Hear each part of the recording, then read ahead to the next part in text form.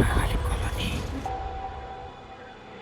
বাঁচাও আমাকে, আমি এখানে থাকবো না, আমি ভারতে যাব, আমাকে বাঁচাও।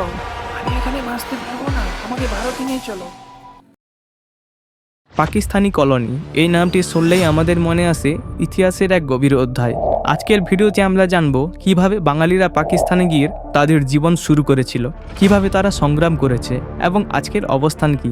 ভিডিওটি ভালো লাগলে অবশ্যই লাইক, শেয়ার এবং সাবস্ক্রাইব করতে ভুলবেন না। চলুন শুরু করি। 1947 সাল, ভারত ভাগ হচ্ছে। কোটি কোটি মানুষ ঘর বাড়ি ছেড়ে এক নতুন দেশ সংগঠনের স্বপ্নে বিভোর। এরই মধ্যে অনেক বাঙালি মুসলমান তাদের জীবন পরিবর্তনের আশায় পূর্ব বাংলা থেকে পশ্চিম পাকিস্তানে পাড়ি জমায়। তাদের উদ্দেশ্য ছিল ভালো চাকরি, উন্নত জীবনযাত্রা। কিন্তু এক নতুন দেশে কিভাবে তাদের ভবিষ্যৎ গড়ে উঠল, এই প্রশ্নের উত্তর খুঁজতে আমরা ফিরে যাব ইতিহাসের পাতায়। পশ্চিম পাকিস্তানে যাওয়ার পর বাঙালিরা খুব শীঘ্রই বুঝতে পারল যে তাদের ভাষা ও সংস্কৃতির জন্য সংগ্রাম করতে হবে। 1948 সালে উর্দুকে একমাত্র জাতীয় ভাষা ঘোষণা করা হলো। তখন বাঙালিরা বুঝলো তাদের পরিচয়কে মুছে ফেলার চেষ্টা করা চলছে।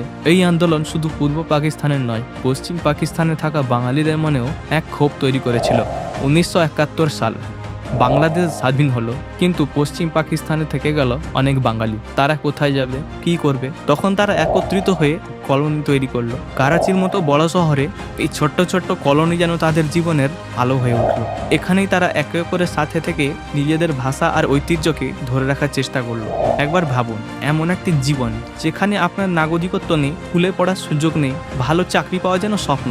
পাকিস্তানি বাঙালিদের জীবন ছিল ঠিক তেমন। দরিদ্রের সাথে লড়াই করে তারা আজও টিকে আছে, অথচ তাদের প্রতি রাষ্ট্রের দৃষ্টিভঙ্গি খুব বেশি বদলায়নি।